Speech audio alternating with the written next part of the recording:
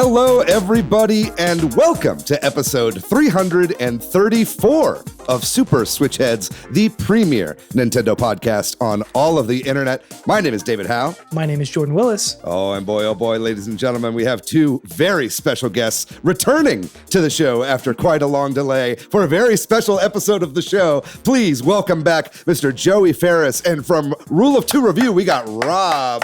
How's it going, fellas? Going great. We're all on cloud 9 right now, right, Rob?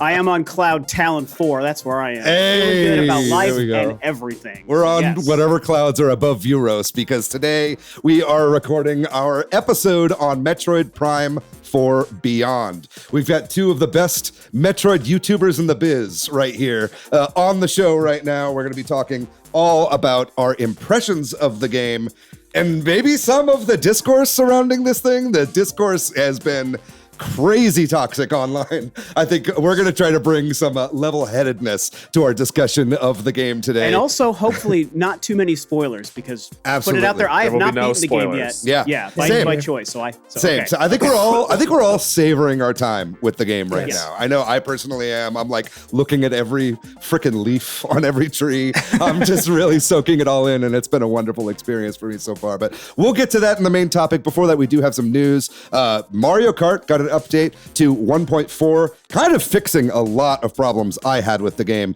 Nintendo holiday items have dropped. There is a massive, earth-shattering media takeover happening, and that affects video games as well. We're going to be going over all of that and much more. But before we get going, how are we all doing? We having a good week this past week? I mean, I feel, Rob, let's start with you. I know it's so much time has been leading up to this for your channel. So much time. Yeah. It's funny because I've been running my channel for 12 years. Yeah. And 8 of those 12 years, we knew Metroid Prime 4 was a video game. Right. And it's, Metroid's my favorite franchise. I know Joey and I, we share this. We've podcasted together outside of this show many times. So it's really cool for the two of us to come together on the show. Mm-hmm. But it's my favorite franchise. The original Metroid Prime game is my number one favorite game of all time.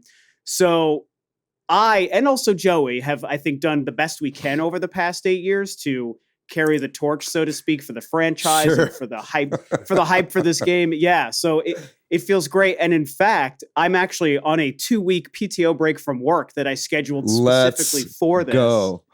Yeah, so that's why when I say, it's been 5 days and I still have not yet beaten the game, just like, I know, Joey, you've beaten it, and I'll let you get to that part of Sure. it, but the other 3 of us, it sounds like we haven't. That's part of the reason, is I gave myself plenty of time to take my time with no obligations. And, I'm running errands and still living life, but I'm soaking it in, man. I'm going to make sure I at least hit a full week before I decide to cross the finish line. And it's been great so far. Very good, very good. How you doing, Joey? Doing good. Even though I have beaten the game, like story-wise, I still don't feel like I've fully beaten it yet unless I've gotten 100% of everything. Yeah. So literally, like right before this call, I just got 100% of the items. Yeah. And the game makes it pretty easy too, because there's like these robots you can find, and then you can activate them later, and then they'll just point you into like the remaining items you have left to get. Yeah. And yeah, it's really good, helpful for a game like this. Huge for sure. But the logbook scans I don't think I missed any missable ones, thank God. So I'm gonna do that after. Yeah, after this that's call as well. that's the new form of scanxiety. There is Yes. yeah. Scanxiety. I like that. Jordan, how are you doing? Doing pretty good. This past weekend, I actually remember what I did. So on Saturday, I went to go see Man Finds Tape and ran into one David Howe at That's the true. cinema. And That was previous great. guest John Golson as well, who's in the movie. Yes. Yeah. Someone I worked with was also the production designer and a producer on that. So it was cool to see that. Really cool independent movie. Highly recommend. David, you can tell more if you would like, but it's a found footage movie. I loved it. Yeah. And then on Sunday, the movie I've been working on that I was the cinematographer for, and then also turned into the editor for, I finally put together the rough cut, which has been a long time in the making. Hell So yeah, we man. sat down, me, the director / writer, and the producer. We sat down and we watched the initial rough cut. And so I'm going to get some like very valuable feedback, but it is currently 2.5 hours. So we spent a good chunk of the day doing that, but so it feels pretty good to kind of like have a sense of completion.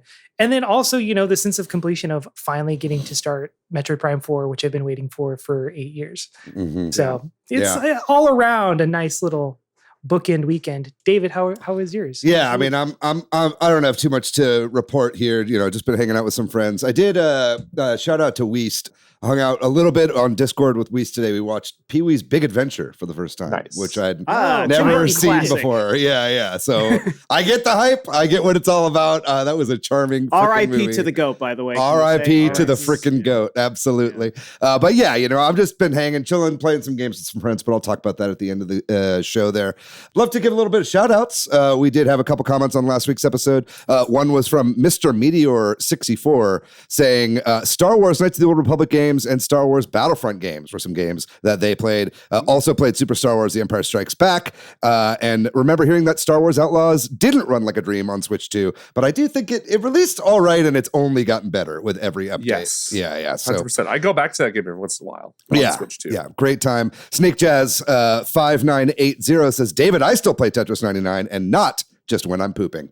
Congratulations, Snake Jazz. That is my go-to pooping game. But I'm trying to have shorter poops recently, so maybe everyone's got to have at least one. Right? Yeah, maybe I'll switch to Pick Bits versus Uzboros. That's a little bit faster. And then just a couple shout-outs in the Discord there. I mean, there was just a lot of great conversation in the Discord kindled based on Star Wars video games, which is what we were talking about last week, obviously.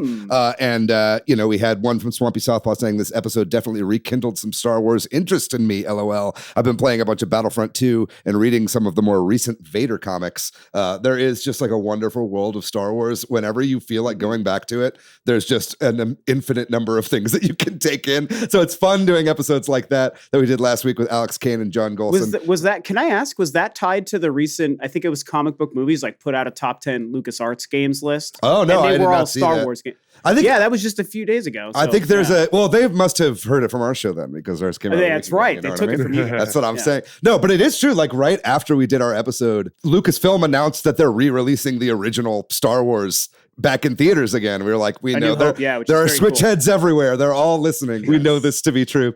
But anyway, I think that's going to do it for the shout outs. Definitely check out that episode if you haven't yet. It was a very good time. And also, if you would like to be shouted out, listener, we would love to do so. Drop us a line over on social media. Leave a comment in the comments of the YouTube version of this episode below. Like and subscribe while you're over there. Or just tell a friend about the show as well. We would love to have your patronage going forward, and we will shout you out if you send us a line.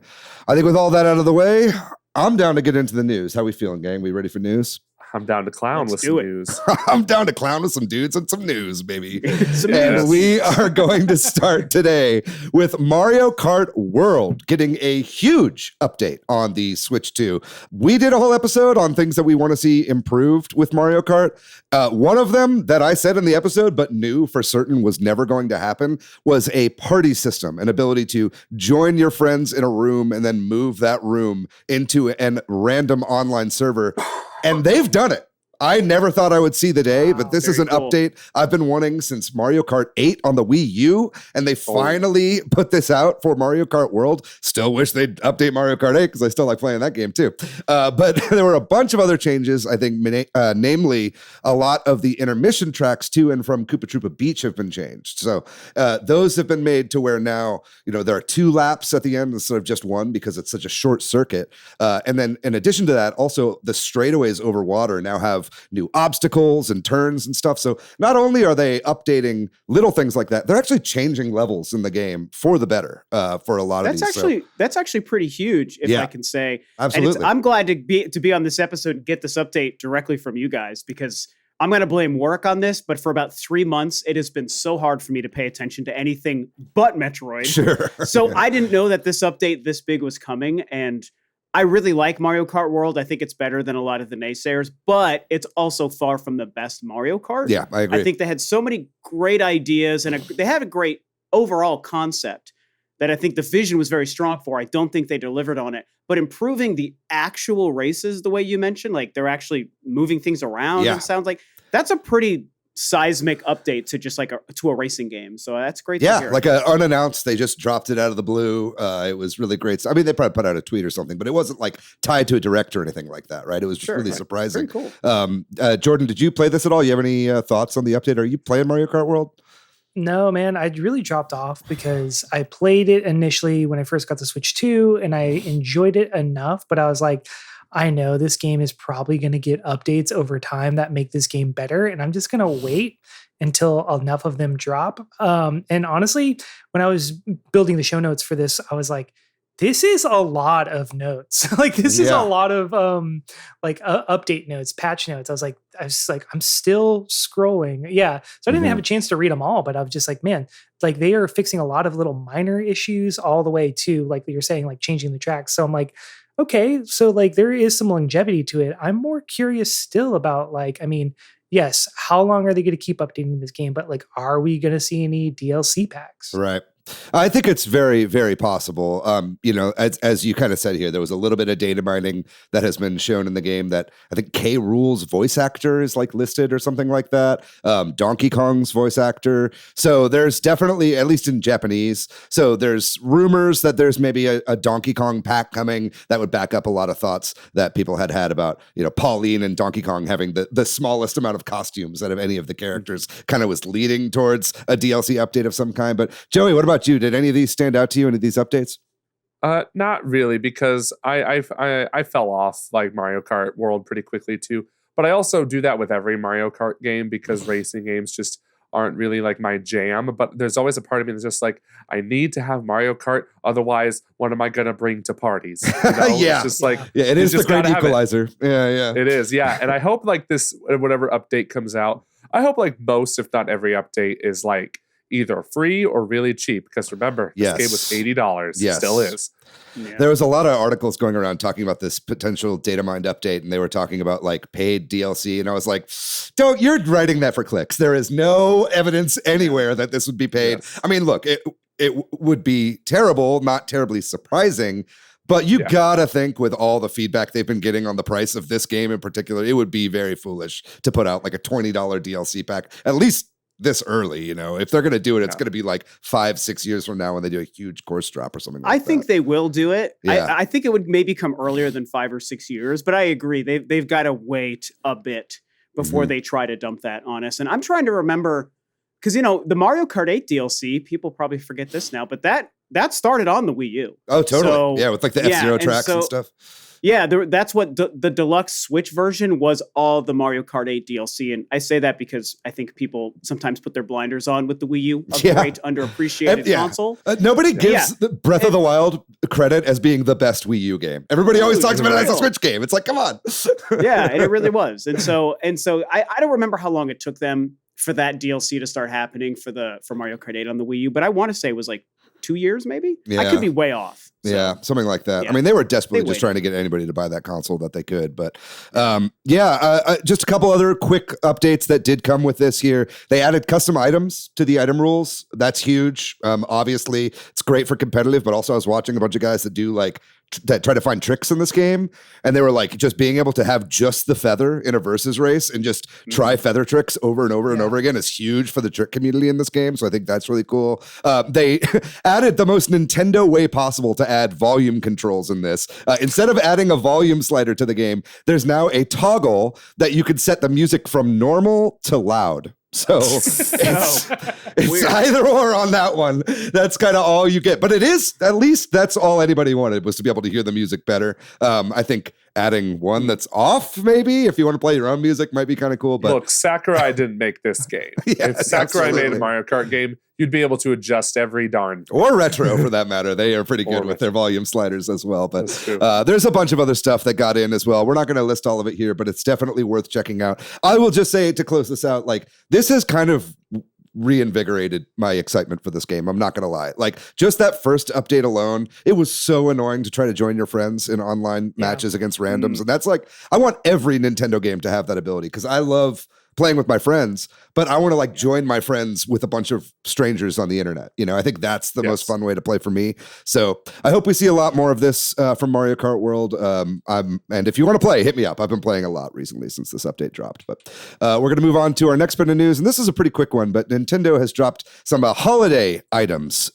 Jordan, can you take this one away for me? Yeah, for sure. I mean, so every year they do the holiday icons and frames and backgrounds, but they also drop some like My Nintendo items. I always like kind of like these cute little ornaments that they do. And then this year it's like a Toad riding a Yoshi, which is pretty cool. Oh, that's nice.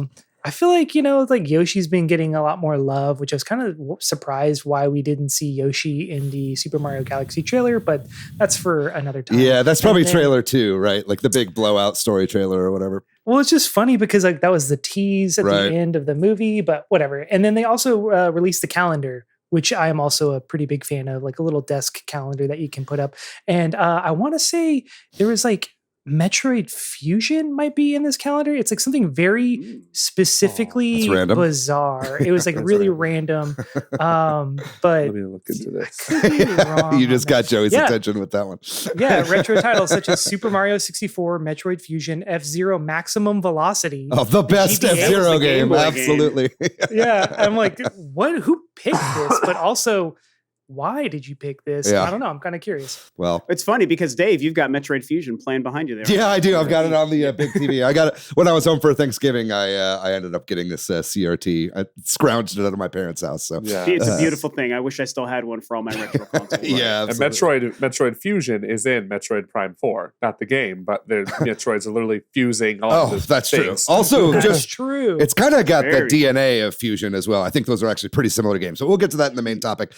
Anyway, thank you for that update, Jordan. Go get you some NSO icons if you are so inclined. But we're going to move on to kind of the biggest news in media this past week, and that is the selling of Warner Brothers Discovery from the demon, David Zaslav, to what is now... From one demon to another demon, honestly. Exactly, absolutely. Well, anytime there's a big merger and acquisition in any kind of entertainment industry, it leads to just job loss and consolidation and propaganda. And nothing that happens from this is going to be good, but it has already been a saga here. So just to kind of keep you guys updated, Warner Brothers Discovery has been up for sale for a while. I think that was Zaslav's entire goal with Warner Brothers Discovery, was to basically raise the value up and then eventually sell it off for shareholders and whatnot.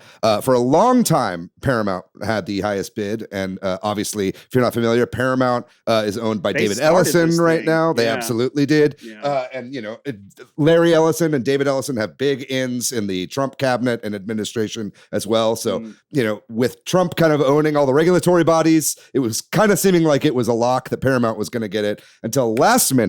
Netflix swooped in with an $82.7 billion purchase, and that won the highest bid there. Now, not all of Warner Brothers Discovery, but basically Warner Brothers Studios is essentially what it would hold, with the broadcast and TV stuff having to be sold in its own way later.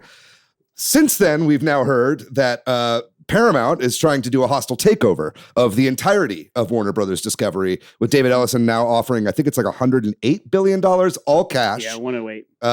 But that includes the broadcast and everything like that as well. So there's a lot to discuss here, and this isn't even all of it, but I do want to get y'all's temperature on this. I know, Rob, you were talking about, you had some thoughts on this and some takes. Yeah, absolutely. I mean, there's all the stuff you started with. I mean, I think we all feel, and I agree with, consolidating companies and businesses of this size in an industry this big is bad, because only the richest people get richer. And like you said, job loss, probably the biggest actual negative. Like when you talk about practical real world implications, it's bad, but it's also bad for the industry, and it's bad for the art. And I think it's also bad for the consumer, which is us and big movie people, film people and TV people. A lot of, it reminds me of, and I'd love to hear your guys' take on this, back when the Disney and Fox thing was happening, it really frustrated me in the sense that a lot of people are like, this is great because the MCU will get the X-Men.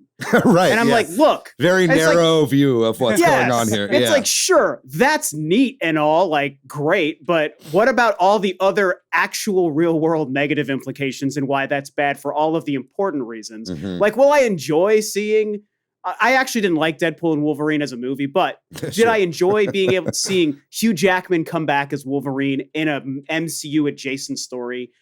Yes, conceptually I liked it. The movie disappointed me, but that's sure. But was that worth it? In my opinion, yeah, it's jangling keys in front of you to distract you from the giant consolidation of media and antitrust. 100%, 100%. And the comparison I'm making, I won't drag it on too long, is people saying, "Oh, well, what's going to happen with HBO Max and Netflix?" And I'm like, I don't care, right? Because I care about people not losing their jobs, and I sure as heck do not want this to impact the theatrical experience and the theatrical industry and the physical media industry. I'm still buying my Blu-rays and 4Ks. I really care about that stuff.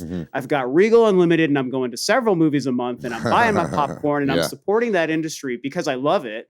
And this does obviously have potential ramifications in that realm as well. Yeah. I don't know that Netflix is going to be all about, they're making the promises that we would keep the theatrical business in play.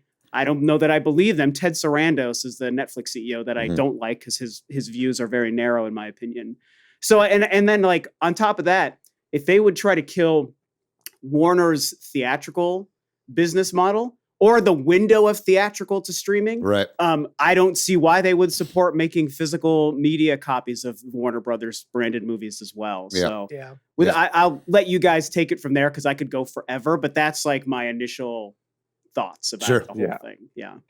I think the most optimistic take of this is that Netflix is trying to acquire Warner Brothers to have a stronger hand in the cinematic sphere. That's about as charitable as you could get of a description of the situation. Yeah. So, like instead of Frankenstein being a Netflix movie, it could be a Warner Brothers movie, and then they have like a longer theatrical release. However, I think it's more likely that they would eliminate the time from theater to streaming. And I think the only way that really changes is if the Academy changes the rules on what qualifies for Oscars, because really that's the only reason Netflix even puts movies in the theaters in the first place, is so that they can qualify for Oscars, so they can say their streaming service is winning Oscars. And if you change those rules, I feel like they would be forced to kind of maneuver that. But I think it's also more interesting to talk about too, though, like the Warner Brothers games sphere is, we got like the Batman Arkham games and the multiverses, and some of the Warner Brothers games don't know exactly what to do, but I mean, there's a ton of potential video game properties that they could go with. And isn't Netflix, Mortal Kombat kind of a part? Am I getting this right? That there's some sort of, I thought so, right? Yeah. Yeah. And Netflix historically has been pretty bad at making video games or blowing them up. And even they have their own video game section of Netflix, which could be kind of cool. Like they're trying to compete with Game Pass or something. I don't know, I downloaded Grand Theft Auto San Andreas on this AYN Thor the other day from the Netflix store. Wait, but then I downloaded it via Netflix. Yeah, Netflix is letting me have San Andreas for free. But then when I download it, it's like you only have 6 days to play it, and then it goes away forever. And I'm just like, all right, I'm over this. Yeah, that's what you have to look forward to if Netflix is running Warner Brothers games. Look, I will whichever company wants to, I will support any company that will put Batman Arkham Origins on modern consoles. Okay, the monkey paw is curling, my guy. Be careful what you say. This really sucks. I'm just seeing everything. Notice how, like you said, after every acquisition, bad things happen. Yeah. I don't even follow the movie. I follow the movie industry a lot, but it's just I pay more close attention to what happens in the game industry. Look at Xbox, how many companies they've acquired. How many just huge purchases of Bethesda. Yep. They just bought Activision recently. Nothing good has come from that at all. No. So it's just I don't like hearing this, especially when Ted Sarandos says there's no reason to believe that the movie itself is better in any size of screen for all people. My son's an editor. He watched Lawrence of Arabia on his phone. Over 500 TikTok shorts. Yes. Yeah. No, it's not great. I mean, and I think, I don't think that we would see, I see no reason to see that we would have any change of heart from Ted Sarandos, as you said. I think for them, it is all about acquiring IP and content and bolstering their platform. So I don't love that. But then on the other side, I don't want Paramount to get this either, because they also are like, we just only want to do IP and have no artistry. Like all the great run that Warner Brothers has had this last year with Pamela Abdi and the producers they have over there on the film side of things at Warner Brothers. Yeah. They were about to be let go until Minecraft was a huge hit, and then it was like Sinners, Weapons, one battle after another, all these critical darlings. And so I think if Paramount takes and financial successumes too, they had those, absolutely. All of them. Yeah, one battle after another is debatable in terms of budget, but for it at least has cultural capital. If absolutely, not, you know what I mean? Like it's going to be nominated for a ton of awards. Yes, exactly. It is their Oscar baby, right? And I think there have been reports coming out that like Netflix also tried to make deals on Disney and Fox and all these other ones as well. Yeah, that's just coming out. Like with now that a lot of this is going to arbitration or whatever, I think we're going to be seeing a lot more dirty laundry, like we saw with like the Apple and Epic suit. We saw all this crazy shit come up when they were in courts and when the FTC was looking. Well, remember when the Microsoft and Activision thing was happening? Who's the ghoul from Activision? I'm brain farting. Bobby Kotick. Yeah. Bobby Kotick. Yeah, there were emails between him and Phil Spencer that was like, it like leaked the Switch 2 or something. Yeah, Didn't totally something happen there? Yeah, that did totally happen. Yeah, it's a nightmare, and it's like they're all demons. All these capitalism demons are like really. It's like everything has become just like consolidate, grow big, make money for investor. It's like it's really, really dark times, right? And so and I want to say that like. This is just such blatant monopolization of the market, whoever buys Warner Brothers, that it would be shot down. But again, like I said, Trump runs all the regulatory agencies right now, right? So I think that and he is a very hands-on president when it comes to regulatory agencies. And very pro-capitalism, as we know. Yes, and he loves a good deal, right? So it's like, I think that we're going to be seeing this drag on for a while, but they're going to want to wrap it up. Sooner rather than later, so this can go to the Ellisons eventually, would be my take on this. Do you have something you wanted to add, Jordan? I just I was looking into the subscriber counts of all of these services, and Netflix is by far number one. It's like 300 million or over 300 million subscribers. The number two biggest streaming subscriber service is Amazon Prime, which is weird. It's like 240 or something around those numbers, but it's weird because that's not even really a video service ostensibly. It's like attached to your Amazon account. So like, I don't think that even really counts in a weird way. They'd sure love to count it.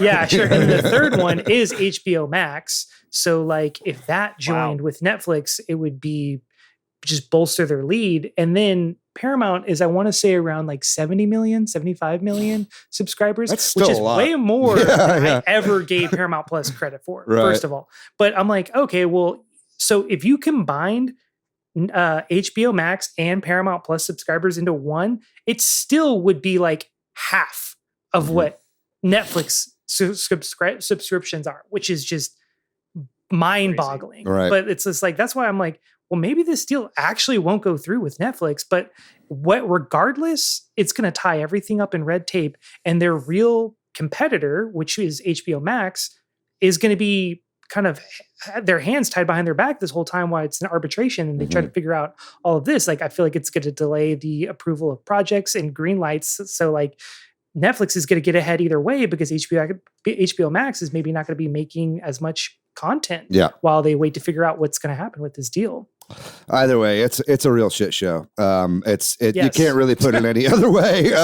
Nothing good. I hate it. I hate all of it. It does seem like the hostile takeover group that is being formed does include Jared Kushner and the Saudis, very much as it did with the buyout of EA, which we have discussed. That's another one that's still going to be in regulatory agencies for a while now. And it was revealed that the Saudi Arabia's PIF is going to be owning 93.4% of EA if that does go through. So I would imagine it's pretty similar. A lot of the money that Paramount is scrounging up in order to do this buyout right now. Apparently, they say it's all from the Ellisons, but I imagine a lot of that is from banks and whatnot lending stuff out, and also from foreign governments.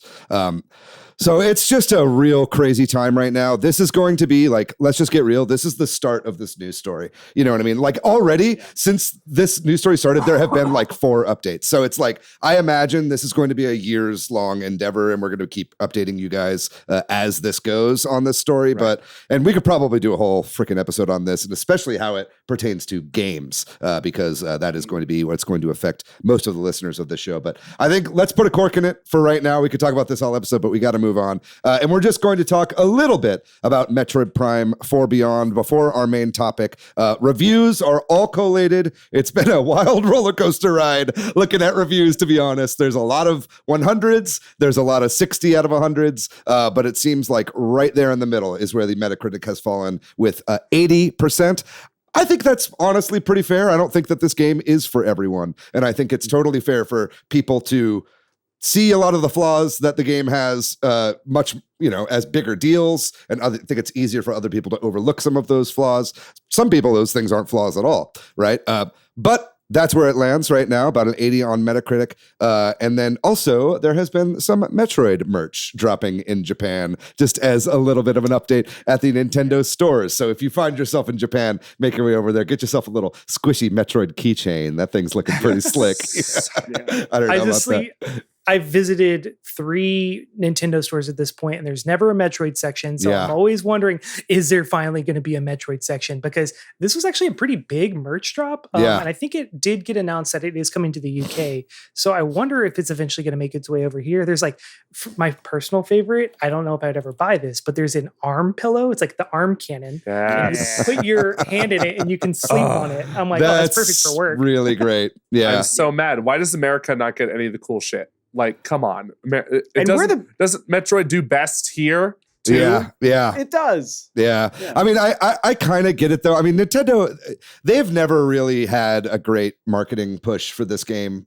They never really had a great one. Like, I'm very surprised that there was never a Metroid Prime 4 Beyond Direct. Like just to show off all the stuff. They put out an overview trailer or whatever. But I think feel that overview trailer showed enough, to be honest. A direct would have been too much, I think. And don't get me wrong, it's not a super long game, so it's not like there's like a ton to show anyway. But either way, I'm just glad to see Japan showing Metroid a little bit of love. They're probably trying to get as many new fans over there as they can. And I would also say, I think the benefit of the Direct would have been a higher scale, a larger volume of eyes on it, whereas an overview trailer is good and it probably got 700,000, maybe 1 million views. I'm not quite sure. But, a trailer is one thing, whereas a Direct, it's like people wait for it. They wake up for it. They do live streams of it and blah, blah, blah. And I think that the attention on that, all the eyes on it labeled as a Direct and live stream would have been probably to the game's benefit. So that's the one thing I lament about the Direct. Because otherwise, Joey, I mean, I agree with you. I think the overview trailer did a great job. But what if it was like that same content was packaged as a Direct, like tomorrow at 6 a.m. Pacific, 9 Eastern or whatever. There's a 10-minute Metroid Direct. People, we would have lost our minds. Yeah, everyone would have, maybe. It also might have gotten... I don't know. The reverse could have happened, and maybe people have been like, "Really? That's all they showed?" Like that kind of. That's stuff. A good point. It happened with Mario Kart. I think we could all agree that the best way they could have marketed this game was to add a few bullet points to the Nintendo Today app that you can't screenshot, and that's all they needed to do. This would have been a smash hit. Now the overview trailer is sitting at 997,000 views. Okay, that's pretty good. That's pretty good. It'll hit 1 million. I don't hate that. Every single one of those is a sale. Yes, guaranteed. All right. Well, I think with all that out of the way, we're going to take a very short break, and then we're going to get into our own impressions of Metroid Prime 4 Beyond right after this break.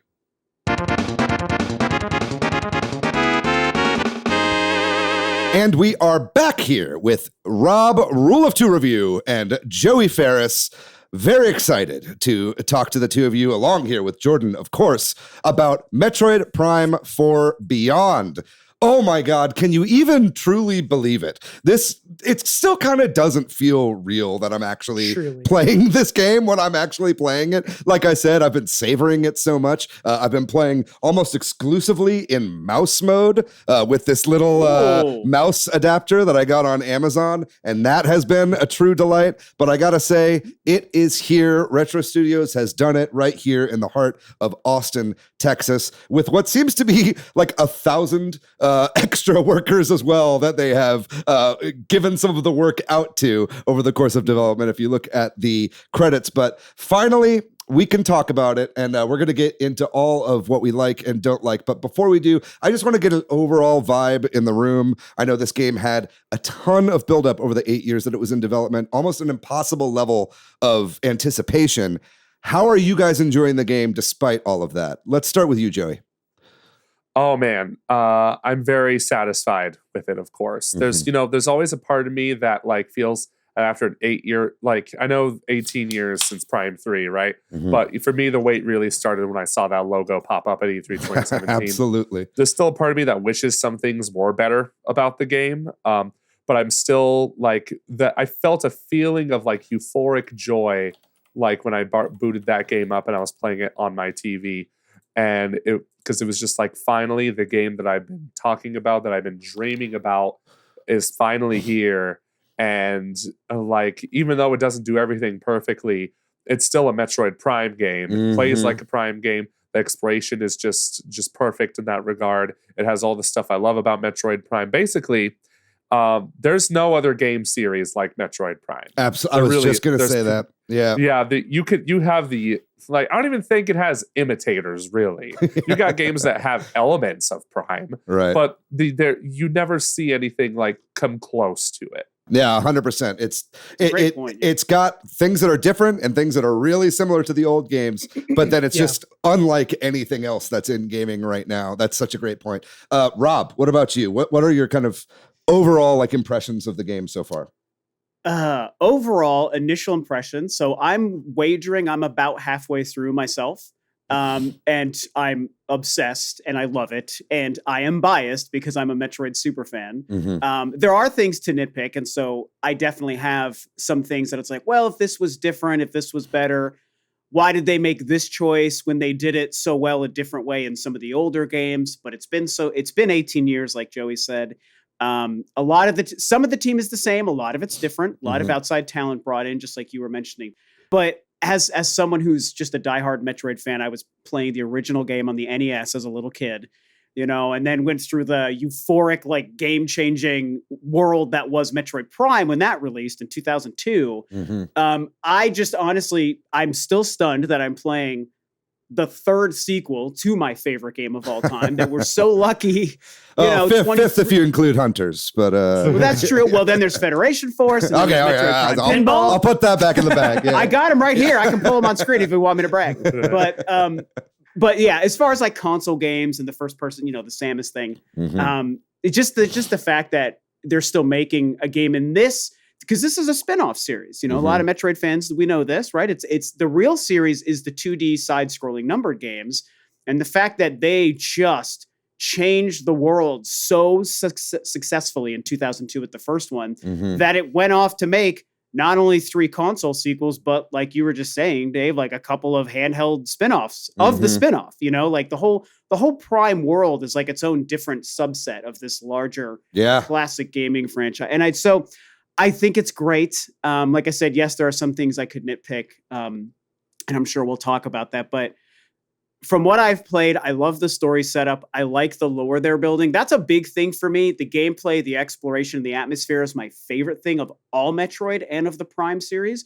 And this is obviously the Switch 2 next-gen version of that, so it's the best it's ever been. Yeah, it's gorgeous. It's insanely gorgeous. Gorgeous. Yeah, the music, oh my goodness, the music. Yeah. I don't even care that there's no music in the desert. We can get to that at this point. But I love the music that is there.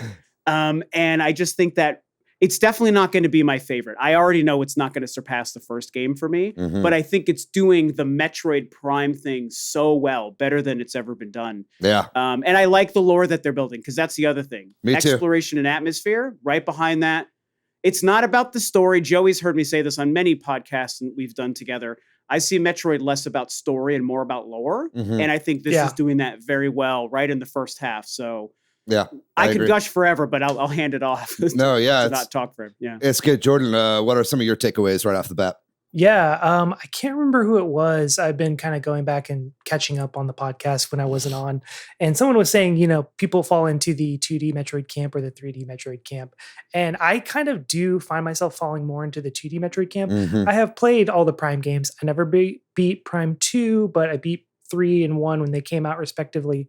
But, I would say a lot of the same things that Rob and Joey already said, but I really would just want to shout out Retro. It's nice to play a Retro Studios game again, seriously. A brand new one, because the last brand new Retro Studios game was Tropical Freeze in 2014. It's been 11 years since we got a proper full-on new Retro Studios game, dude. And they have the sauce. And can I just jump in too? And that's something I've been noticing while playing is because that is the last game that they created from the ground up. I'm looking at backgrounds and stuff in this game. I'm that's like a Tropical Freeze background. I'm seeing stuff in this. I'm seeing a lot of because a lot of the I know a lot of people were brought on for Metroid Prime 3, and then even more were brought on for Donkey Kong Country Returns, that's when a bunch of people left Retro, right? So you're getting all the Donkey Kong devs, or not all of them, but a whole lot of them are rolling over into this game. And the way that the environment interacts with the platforming and the puzzling and the way that it all looks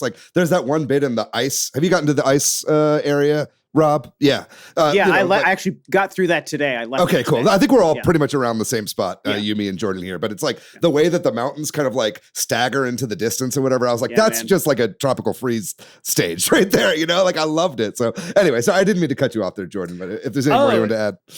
No, that was about it, man. I'm just Retro Studios is such a good developer that for so long we're what are they even working on? Because even before they did the Tropical Freeze for Switch or Metroid Prime Remastered, it's those aren't new games from the ground up. So what's going on over there, dude? But I mean, it's really nice to see them come back to the fold and that they still got it, dude. They're doing it like no one else would. And it's one of those things too. It's kind of baffling that it's been 18 years since Prime 3 and there's not even an indie game that is just directly ripping Metroid Prime. They are still the only ones truly doing it like this. That's so funny.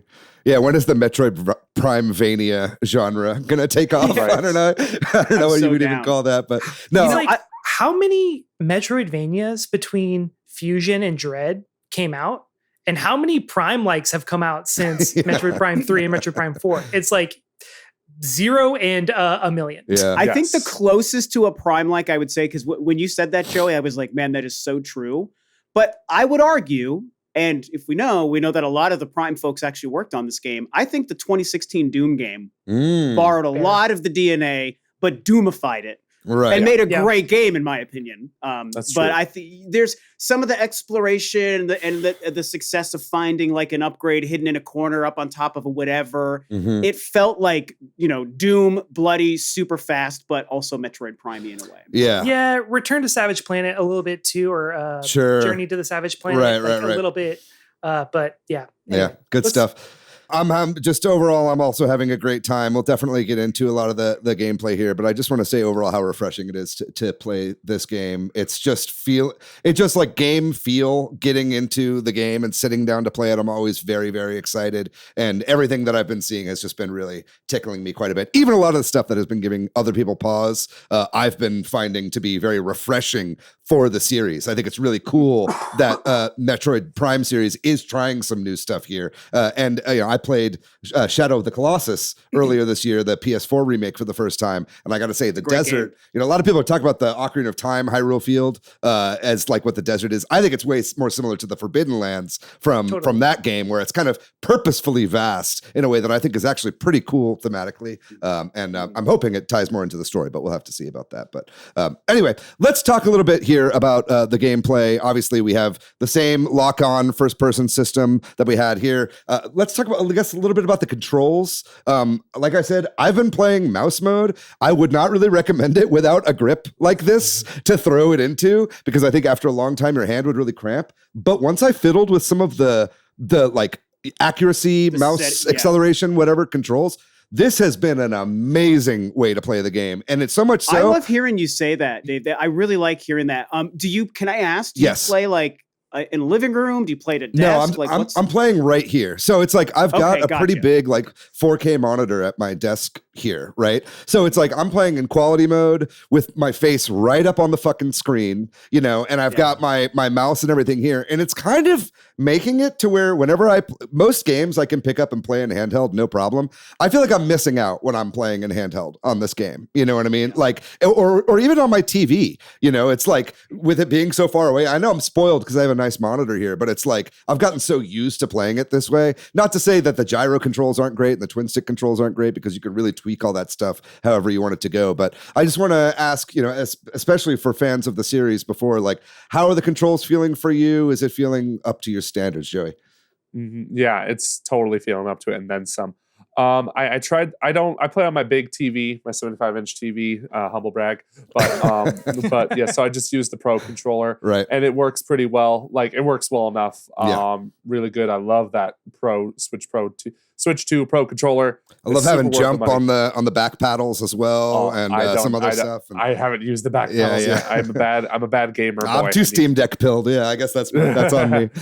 Yeah, but sometimes, like, when you lock on and like you can aim, like in the Prime trilogy, you know, lock on free aim, that feels a little funky at times. Sometimes I'll be locked on and I'll adjust myself, like where I'm sitting, and all of a sudden Sam's just like, and I'm just like, oh, okay, well, that's a little funky, but no, the game works really well. I love the dash function too. Dash is really cool. But yeah, part of me wants to do like a full-on gyro control run, play it like it's a Prime trilogy on Wii game, like with the pointer style. Yes, I tried that for a second. It worked well, but a part of me is just like, I don't know if I want to go back to this. Yeah, it definitely felt more like they had to do it that way because of the Wiimote and nunchuck, not because it was the ideal way to make a game like this. I really think the twin stick with the addition of just gently moving the controller for aiming, that really works for me. You brought up the lock-on thing. I think that's a good maybe way for us to start talking about some of the boss battles in this game, because for me that has been a huge highlight of the game so far. I am not a huge boss battle guy. Like, whenever there's a boss rush mode in the game, I don't really care. But I think like the boss battles have been really, really creative and very fun. Rob, I'd love to get some of your opinion on some of those. Like, do you have any thoughts on kind of the boss battles, maybe in comparison to some of the other games in the series? I sure do. I would say that the bosses in this game are significantly better than Prime's 2 and 3's bosses. I don't know. You could probably even argue they're better than Prime 1's. I just have maybe my own personal nostalgia to the first game, and I just think that game did everything so perfectly for its time that in that 2002 bubble, it's hard to say, because even its 2 sequels, which I love, didn't even surpass Prime 1. But for sure, the bosses in this game are a lot better.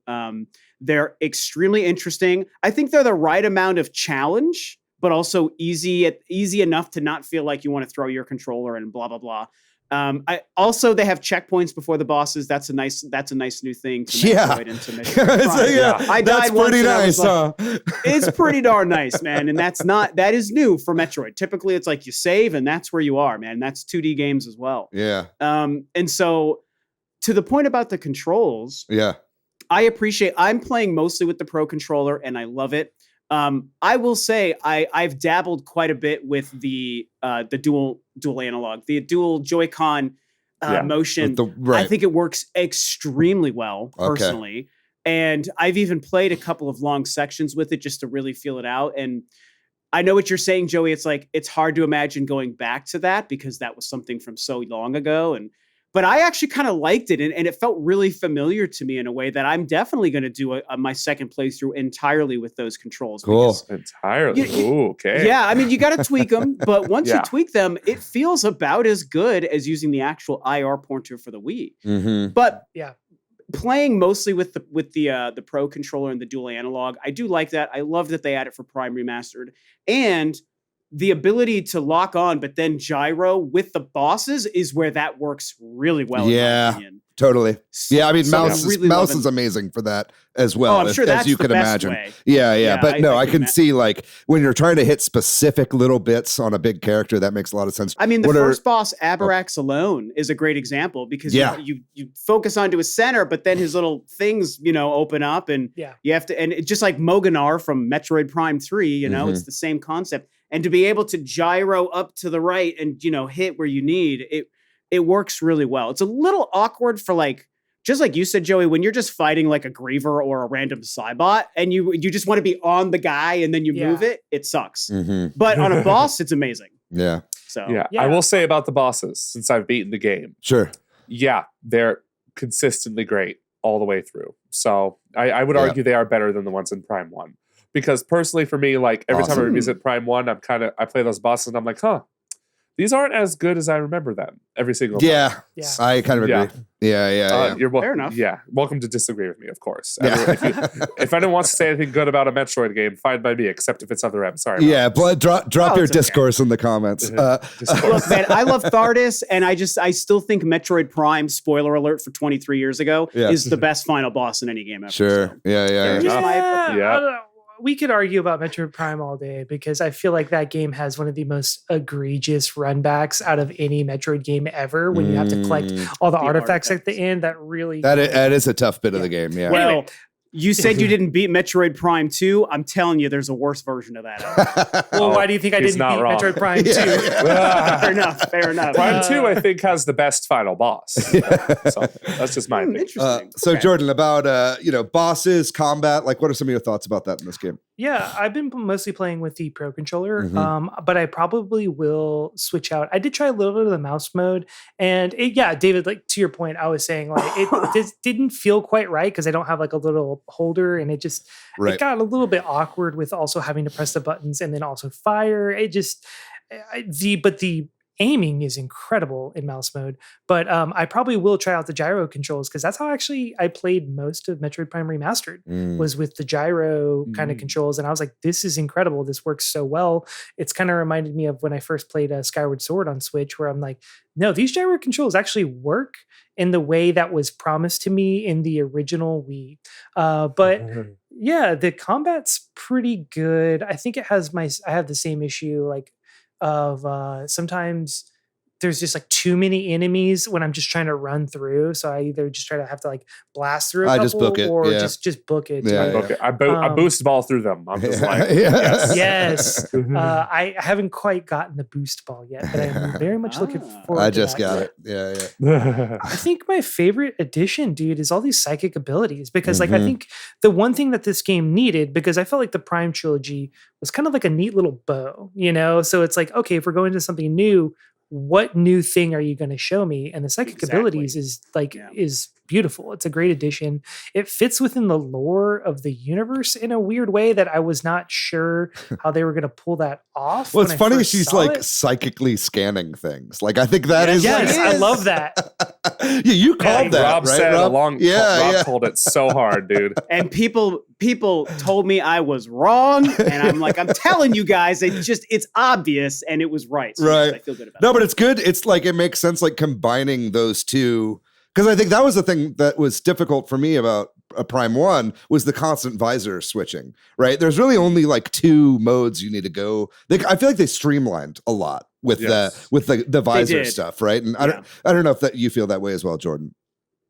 Yeah, and I will say the only thing I find like I'm struggling with is some of the inputs are like rather complex. Like when you're to grab a morph ball. Oh yeah, that's crazy. Yeah. Like I was like Valerie was watching me do this, and she's like, "That is so complicated." I'm like, yes, like it's such a fun thing. Yeah.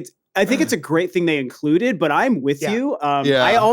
It's weird. I've been gaming for 40 years, and I've been playing Metroid for 40 years, but for some reason, I constantly because it's X and Y for your visor and for your for the morph ball, and then when you drop a ball, you morph ball, you drop a bomb, then you undo it, then you scan, then you grab. I don't know, my brain, my 45-year-old brain is like, wait, which button? Oh, I went into morph ball when I wanted to grab it. Exactly. Yeah. How are we still doing it? But that is it really much feels like two people like having to turn the key at the same time to launch the nuclear codes. It's like you're having to do like ballet in order to get this thing pulled off, which should be pretty simple. But yeah. Luckily, you're never under duress, though, at least from what I've experienced. Yeah. Which was something when Prime 3 came out with the motion controls, like pull a lever or push it in and turn it and pull it.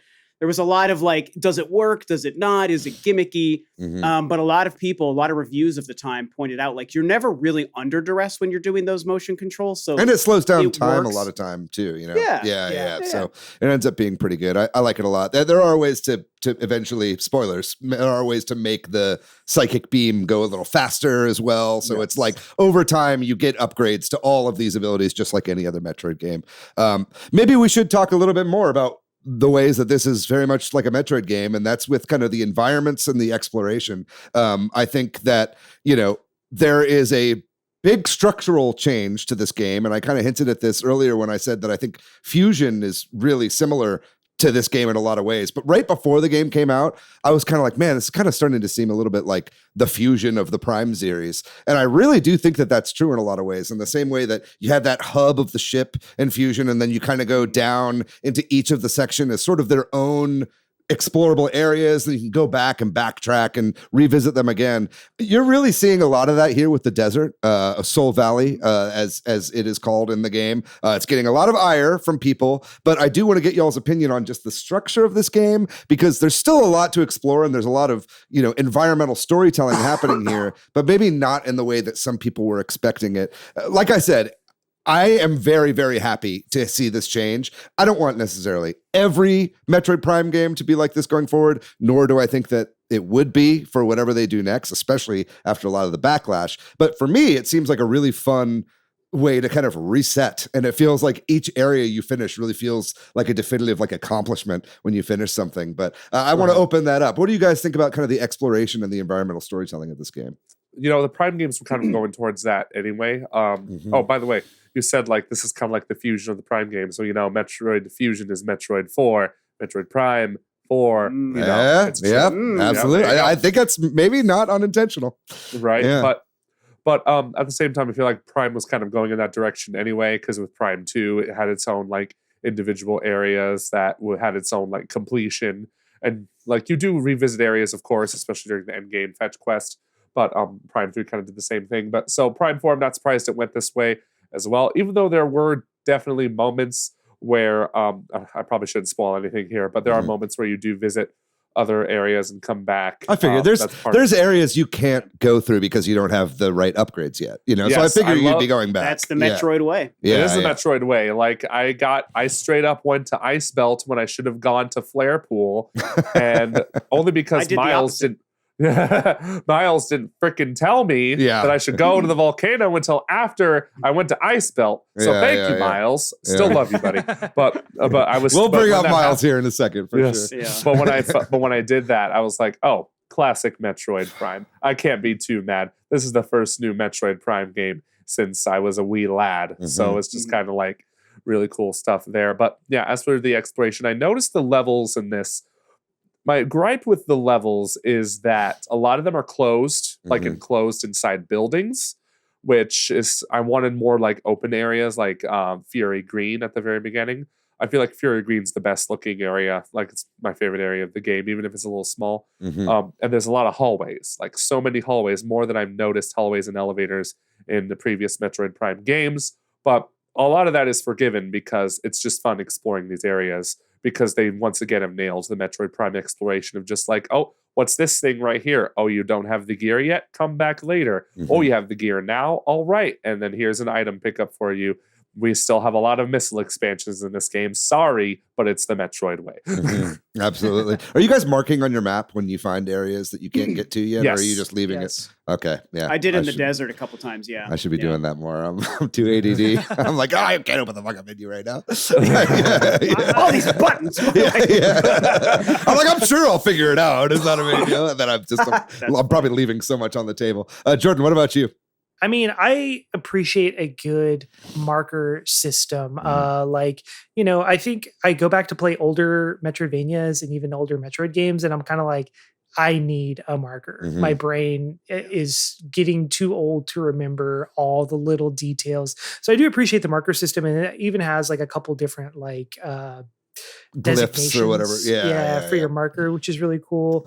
I still wish, I think my favorite new marker was in the Prince of Persia, The Lost Crown, where it like takes a photo of your. Oh yeah. That was so cool. I was like, that is so cool. That needs to be in everyone going forward, because even if I have the marker, I'm just like, yeah, but what am I looking at? Like, what do I need? But this one is pretty good about telling you what you need to open up a certain thing, or if there is something missing. But the world is just absolutely beautiful, man. Though I really hesitate to say this, but I'm just like, I'm kind of tired of this trend in video games of like, there's the forest area, there's the ice area, there's the fire area. I mean, it's like what Avatar, the movies are doing. And I'm just kind of like, can we just like... Well, this game is very much about elements. It's like you get elemental weapons, right? And they're each kind of tied to the areas that you go through. So it feels like that's just kind of the theme of this game, you know? It's literally the Force Awakens of Metroid, because every area is, I just noticed this, every area is literally like the exact same as in Metroid Prime. The first game, you had the forest area, Talon Overworld, you know, Magmore Caverns, Flare Pool, you do the rest. Like the desert could be Chozo Ruins. Oh, and there, I'm not going to spoil the last one. It gotta make sense, you know, when they're like, you know, again, it's been 18 years since a new game in the series has come along. Like, you have to make this game for new audiences. You know what I mean? Like, it's a hard balance that they found themselves in, you know? And it's like the longer that development went on, even within retro, I feel like you can tell that this game was cooking for almost too long. You know what I mean? And they kind of had to pivot at times in order to, like, you know, be like, hey guys, you know, we can't just make a straight sequel to Metroid Prime 3. You know, you just can't do that, right? So it was an impossible task, but yeah. So let's make a straight story sequel to Metroid Prime Federation Force that everyone played. Yeah. I mean, there's the only thing in Prime. I know you're joking, but the only thing in Federation Force that's relevant is Silex in like the post credits or whatever. I was about to say this kind of operates. And all the golem, I mean, I know there's like a golem thing that they're planting the seeds for. The golems are the mechs, which were in Federation Force and all that. Yeah. There's definitely a lot of them there. This is more of a sequel to Federation Force than anyone wants to admit. I'm just throwing that out. There's a lot of Federation. I was like, Federation members in this game for sure. Yeah. Maybe we talk a little bit about that. I mean, I think, you know, we talk about exploration here, and you know they have introduced these NPC Federation characters that pop up, kind of one in each area. You've got your Miles, the bespectacled nerd, who got a lot of chastising before the game came out. I'll admit there are definitely times that I'm playing the game where I'm like, okay, yeah, I see why people are upset about this. You know, like there are times where I'm like, bro, shut the fuck up, right?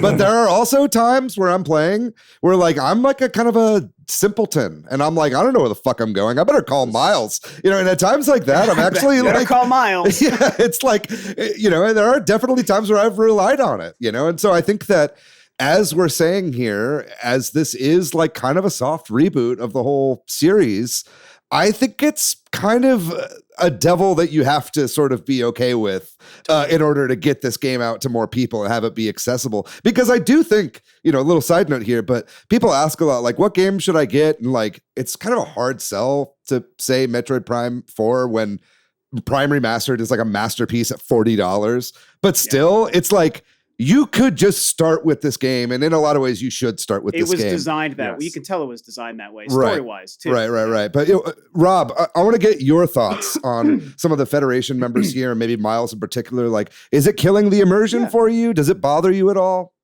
So, probably a hot take for Metroid fans, but even though Miles is a little bit much occasionally for me as well, across the board, and I've only met 2 of them so far, across the board, it works for me. Yeah. And I actually like it for quite a few reasons. And on a podcast, Joey and I did about this like a week ago before the game came out, the last time we all got together to talk about it pre-release, we touched on this a lot as well. To me, it's world building and it's lore building because we're getting to know the Federation and people within the Federation more than ever before. Mm-hmm. Another thing is I've never been anti-NPC in Metroid ever, even though the isolation and the loneliness is 100% a DNA staple of the series. That is a hallmark of what a lot of us love about it. Samus being alone, lost on a planet, that's where the atmosphere and the environment comes from. And I love that as much as any Metroid fan. However, at this point, NPCs go back pretty far. And, you know, there's a lot of dialogue infusion. There's a lot. I was just about to say, just because you don't hear it, there's a lot of dialogue. There's a lot of story. There's a lot of inner monologuing from Samus. I will happily say I'm a fan of Other M. I don't think it's perfect or amazing, but I like it. And that game is very NPC and dialogue heavy. And I think while it's not, again, there are things I would change, but overall it works for me. And it's one of the things I like about it. Metroid Prime 3, the direct predecessor for this game. Tons of dialogue, tons of Federation troopers. You got Admiral Dane. You get other bounty hunters for the Federation, working for the Federation, I should say, contracted by them in that game who know Samus. And so Samus doesn't talk in that game, but to me, it's always worked. And so I like that part about this game because now in 2025 on the Switch 2, we can do so much more with storytelling and world building, and the characters look great. The voice acting and the performances are good. Yeah, Miles is a little over the top here and there, but he's also not nearly as bad as all the uproar made it out to be. And another reason I like them, and this is a positive to Miles, is that what I think they're doing with him, even though it's a little overbearing, is they're solving a problem I've always felt was true in the Prime games. As much as I love getting lost in a Prime game the first time I played it, and I've gotten lost a few times in this game as well, I've always felt they needed to find a better way to still let the player kind of know where you're supposed to be going and what you're supposed to be doing. But the brilliance is you can choose when you want to go there and explore until you go there. Right. Metroid Prime 2 is the worst offender of this. And I love Metroid Prime 2, by the way, so I'm not hating. It's the worst offender of this, especially the GameCube version. And what Miles represents, and I don't know if the other folks I'll continue to meet or will continue to meet will add to this, but it seems like Miles is your navigator. And so he is the one, to your point, that kind of is like, instead of just building a marker, like a little question mark appears after like 4 hours of being lost, like in Metroid Prime 2. Oh, you're clearly lost, bro. Go here. It'll take forever for that game to give you any idea if you're not sure. Miles will chime in, and it's a narrated, voiced, acted version of some kind of a guidance system. Is it perfect? Again, no. I would probably still have done it a different way and not had it be like a person that had to talk to you. But what it's doing conceptually to me, like, works. And because you can choose when you want to call him, I mean, sometimes he chimes in, he's like, hey, you need to go get this thing from the ice belt. It's like, okay, dude, I get it. But also you can, like you said, Dave, you can choose when to call him to a degree. And so I think it's a decent balancing act for their first time going in this direction. So long answer, but I really just think across the board, I'm a fan of it. I cannot wait to meet the other Federation troopers I haven't met yet. Yeah, and I feel like if we get a sequel to this game, which I do think, I have a feeling that Retro is already working on a sequel to this game. But I think that you bet your bottom dollar that it's going to be a lot less handholdy than this game. You know what I mean? You've already gotten a lot of like feedback on that, and I think it's the one thing that most people have agreed is an annoyance. And B, like we've said, this is bringing people back into it, right? So it's like, if we get a second game, I really feel like, you know, not to just say like, oh, it's fine, because there will be a sequel where it's not a problem, because I do think it is definitely a flaw of this game, and in some ways it does annoy me, but in a lot of ways it is really helpful. And I think that like bringing more of the world into it has actually been pretty nice. Joey, you were going to say something? Yeah, I think part of I think what really would have helped, dude, is if Nintendo put Prime 2 and 3 on Switch before this game. I agree. Yeah. And it's just like a lot of people's first experience was with Prime Remastered on Switch. So therefore they thought, okay, Prime games are silent. Just like, I hope Prime 4 is silent as well. Right. And then they didn't see the evolution of where, because if you played Prime 1, 2, and 3, like in order, this was always the direction they were going to go. Yeah. That's a great point. It's crazy how well they've done this, actually. I think where it really does feel like a continuation of the series in so many ways, while also being a great jumping off point. That's a crazy balancing act. Jordan, do you have any thoughts on this before we move on to some other stuff? Yeah, it makes me wonder, man, because like people always talk about how Nintendo games over tutorialize everything. And it's just kind of weird. Like I've played so many retro games and they've never really had a character quite like this. And I'm like, is this a decision that's kind of coming from the top down as like a design philosophy directly from Nintendo, where we have to have these characters that kind of help us ease us into the game? I think so. Yeah. I think so too, man. It's I kind of have a pretty good reason to believe so as well. Yeah. Because that's the vibe I'm getting, especially, as someone who played all of Brothership, and there's like 5 hours of tutorials in that game where you're just like, this is just kind of like the Nintendo way at this point. It's just to try to like make it accessible to everyone. But for that being said, like I would rather have it like this than a bunch of text on the screen. Yeah. This is actually like you were saying, like immerses you in the world and kind of brings you in, and then also kind of like plays into the hero aspect of Samus. You know what I mean? Like, yeah, you're a hero to the galaxy or whatever, but it's like, no, now it's like a more personal, you're actually helping other people in the Federation. Yeah, and it makes sense too that like she's like she's like a celebrity at this point. Like everybody knows who she is because she's been through all these adventures already, right? And so I think that's a pretty cool aspect of it as well. Let's talk a little bit more about, there's been a lot of kind of like pushback, I think, to this game online. And I think, we've kind of danced around it here, but it's like, I think so much of it really is people comparing to other stuff. And I think in a lot of ways that's fair.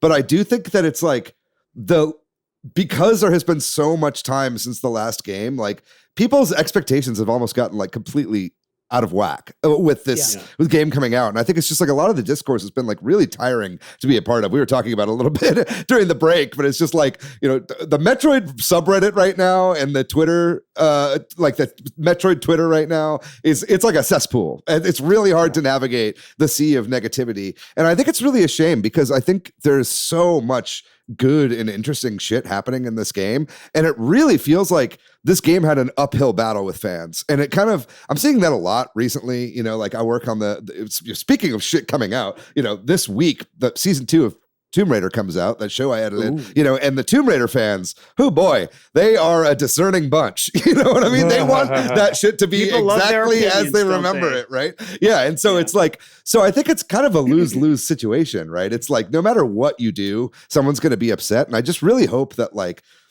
people over time, like once this initial kind of like weirdness dies down a little bit, I think people are going to look back on this game really fondly with a lot of the stuff that it brings to the series. Yeah. I have a theory about that. I do think you're right, not just because I'm a Metroid fan who loves this and all Metroid games, but because I think what will happen is for the people who play this game, whether it's your first Metroid game or your 15th Metroid game, 14th, I think at this point, whatever, people will go back and replay the trilogy. And especially, for new players or familiar players who maybe just don't play them as often as someone like Joey and I do, I think what's going to happen is they're going to go back and realize, as much as I love the trilogy, that first is my favorite game of all time, 2 and 3 are in my top maybe 15 games of all time. I love them so much. They will realize, oh, okay, so yeah, actually Prime 4 does this from Prime 2 so much better. Yeah, seriously. Prime 4 does this from the first one actually like a lot better. I can see. I think the review scores are also skewed 100%. Because of time. Like, I think if this game came out like 3 years after 4, it would have been in the 90s. You know what I mean? But the fact that like so much time has passed. You're right. They couldn't have probably done a lot of the things in the final product we're playing today at that time. Of course. I think conceptually you're right. Yeah. I just think I think Prime 4 could have come out on Wii U in its current form. Maybe I think it was started on Wii U. Yeah, maybe 600p or something like that. But I don't know. We wouldn't be getting 4K, brother. I'll tell you that much. But anyway, that was just something a little bit interesting, I thought. I mean, I think a lot of people have also been kind of complaining about the desert and Viola. We haven't really touched on Viola yet, but I mean, Viola definitely feels like a way to get around the desert. You know, I will say I like the feeling of driving around on it. I wish there were less green shards for me to pick up. There's a And you better collect those. Yeah, that's what I'm hearing. Or you're gonna regret it. Yeah. I spent a whole bunch of time collecting them today. Oh, go ahead. Yeah. It's just like, it's funny. I posted that exact thing I just said on Twitter because I feel like people need to know, because the first upgrade you get when you collect the first tier of them, you get a more powerful psychic beam, which you need. You really need that. I just got that a couple hours ago too, Joey, and I was so excited. I was like, I didn't know this was in the game. I was screaming by myself. My dog was like, "What's wrong?" Your dog Logan, I upgraded my psychic beam. Shut up, dog! I'm playing Metroid. The ladder upgrades aren't as interesting, but you still need to collect all. It's part of the end game fetch quest. Sure, but people I said you need to deposit those crystals, and then a lot of people, even though they said this game was very handholdy, they come up to me and say, "Where do you deposit them at?" It's the not. Game that's tells the thing. It does. It's not even that handholdy in my opinion. I know Miles is Miles, but that's very interesting. It's just funny his name is Miles. It's a funny name. I will say, I think that people's opinion on the desert, which personally I'm not concerned with other people's opinions, but to talk about that, I think that your opinion on like Viola, the bike, is going to be based on whether or not you just like the idea of there being a desert central hub. Like if you're cool with that or you enjoy it, you're like, great, there's a desert hub. This is fun. I guess I need a bike to get around. And this is also fun. I'm enjoying it personally. I would say, did they need it? No. Would I trade it for? Here's the thing. To me, this game is so much more a sequel specifically to Prime 3 and all of its DNA than the first two Prime games. There's obviously elements of all three in it, and that's why it's so good. Where you're like jumping around from planet to planet, you mean? Like So that's the thing with it's probably the biggest complaint I've had about Metroid Prime 3. There's two of them. One of them this game shares with it. But the other one is the planet hopping thing. I always thought that the idea was cool, and it's good. I love the game, so it's good. But I don't think it works nearly as well as being in one giant planet across multiple different maps and areas and environments like the first two. This one, to me, is I think a better solution than what they did in Prime 3. But the thing that this game shares with Prime 2 that I don't like, and I actually think it all feeds into itself, is Prime 3 had a lot of very narrow, smaller feeling places to traverse. You were mostly outside, to your point, Joey, so it does kind of feel really big in Prime 3 because you are outside a lot. But your actual real estate to travel across in Prime 3 is pretty small. And I think that hurts the game compared to the first two. This game so far, I do love the maps and the environments a lot, but it also is a little too corridory for me compared to the first two games. And I think both Prime 3 and Prime 4 share that because they chose those individual unique ways to navigate. So all of the ship and planet flying in Prime 3, they kind of had to make everything a little bit smaller in terms of where you could go in every planet you went to. Sure. And in this game, they made the damn desert so big, and I don't even think it's that big, by the way, but it's big enough that I think that they probably said a lot of the resources to making the individual biomes bigger, maybe they put a lot of that into making the desert the desert. So there's a little bit of a trade-off. I don't hate it. I actually enjoy it quite a bit. But would I want it to return in Prime 5? Definitely not. Yeah, I mean, it's just just like variety, man. It's like it's variety. I've had 3 games to the formula. Yeah, it's a great change to the formula. I think it's okay if stuff is a little bit different. It's like people were pissed off, and I'll try to stop bringing up Fusion, but people were pissed off when Fusion released as well. You know, like when Fusion came out, like people look back on it now with rose-tinted glasses, but when that game released, people were like, "This shit is washed. It's too linear. It's blah blah blah." You know, there's too much talking, and it's whatever. Now I feel like Fusion is looked back on up with all the rest of them. Regarded. You know what I mean? Yeah. I know Highly Fusion. Regarded. You're a big fan, Jordan, of Fusion, and so I think Fusion Head. I just think it's. I don't know. I like that they took a swing here. You know, I would have been really disappointed if I just got Metroid Prime 1 again. Like you say, this is in some ways, this is the Force Awakens, but it really doesn't feel like that overall. Like it really feels like, a lot of the environments are kind of similar in theme, but the gameplay and just the things that you're doing within them is so different to me that I don't know. I'm just digging how fresh this game really feels. Yeah, me too. One thing I'll say about Viola, though, I think Viola and the open world to me are the weakest parts of the game. Sure. Honestly, like they're nothing like to me, collecting crystals out in a giant open world is not. It's not what I think about when I think about Metroid. There's just not much to do in the open world in general. There are some shrines, sure, but they're really quick to beat, and they all give you like the same abilities pretty much at the end of them, which is just charge shots. But I knew it's so weird. It's so weird when you get Viola and all of a sudden like you're sent to these F-Zero tracks. To get your driver's license. Yes. Yeah. I'm getting some total whiplash here, dude. That was the one thing I'm with you, Joey. It's like, because I like Viola and traveling the desert. Again, I would change it, but it's fine. That was like, I get it. And it was fun because it is fun. I like riding Viola, so it's like I don't like hate being on the bike. But that was, you're right, tonal whiplash. I agree with you. Yeah, it does feel like another thing that Nintendo probably was like, maybe let's put this in. You know what I mean? And they're like, I don't know, you know. But I think for what it is, I think they've actually incorporated it pretty well here. I'm pretty happy with it. They did the best they could with it. Yeah, absolutely.